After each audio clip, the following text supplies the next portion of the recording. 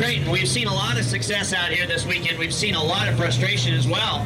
But I think the big success was a set of Troubadour tires, making that obstacle B2, being the first to make that bonus there.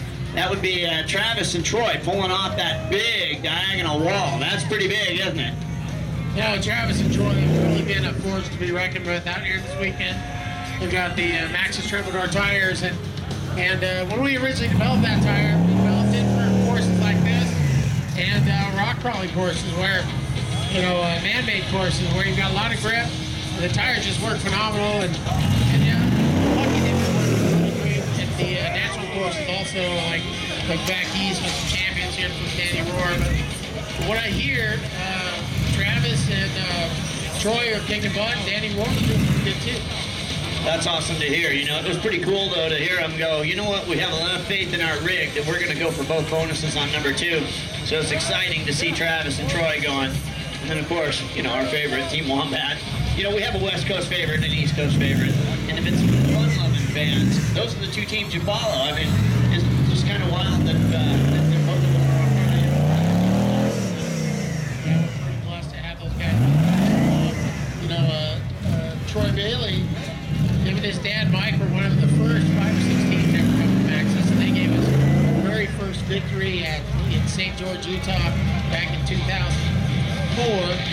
And Troy, Travis have been doing great ever since. You know, Mike's kind of stepped out, and Travis is doing great. Troy's been doing great. Travis lives a few miles away, and those guys had a bit of a rough time up there in Orville. But I talked to him the other day, and he says, "Oh, we've totally forgotten about that. We're going to come out with some bucks." Right on. Well, that's cool to hear. And hey, take a look up there right now on Obstacle B2. We were just talking about that obstacle. And remember, Todd McCullen just told us that he's going to do something a little different on that obstacle. No clue what he's thinking, but we'll have to see what his plans are. It involves rockets. Yeah, hopefully he's got a JATO unit.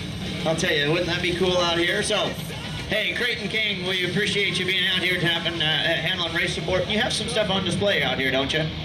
You know, we've got a couple of our super sticky 40-inch Troubadours out here on display. They're actually going to go home with the racer. And then we've got our Bighorn tire, which is a great all-around mud terrain tire. We've been kicking butt with that, racing against all the other tire companies in the short course series. And we also have a guy named here, a guy from South Africa here.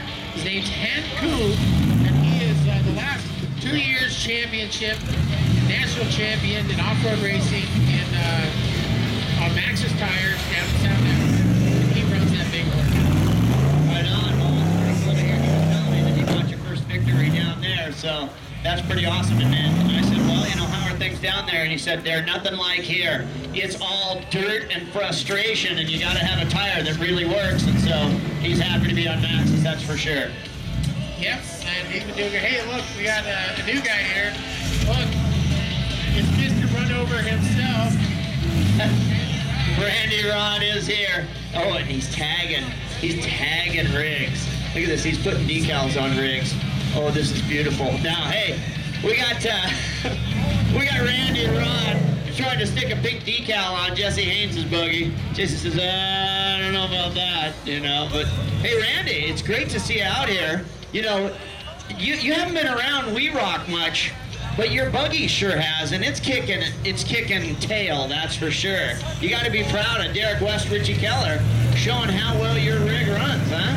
Very proud. They've given us a great 2 years, so Derek, great that he takes the event.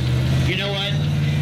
For them to come out in the first year, you guys had never built a We Rock style buggy. You guys have done so well in the rock racing stuff, and that's where your game normally is. And Derek says, well, you know, I'm gonna take a little bit of a risk because these guys, you know, when they got into rock racing, nobody was really building chassis specifically for that, but they took the time to figure it out and actually make it work. So if they can make it work out of the box for that sport, then they can definitely build me something. And it seemed to have paid off, taking a national victory the first time. And in fact, I think the very first race they were ever in, or the very first event they were ever in with the buggy, they took a win. So a lot of proof in the pudding there. Pretty much. I think you're right. I think he did win the first one, and then he went to the, you know, after that event, he goes into rock racing and wins that. And I think, you know, we got a combination of a great vehicle here. You know, that's part of the reason why we're here today. I don't know, a lot of people here might know the young kid Thomas Grady. We've got a deal on the table to build him a wee rock road. And the Kleins here have been pushing to get Cotton in the rig. She's running around, maybe might see something she likes. Oh, wouldn't that be fun? Cotton Rod getting on in a rock in Wee Rock. That would be great to see her out here.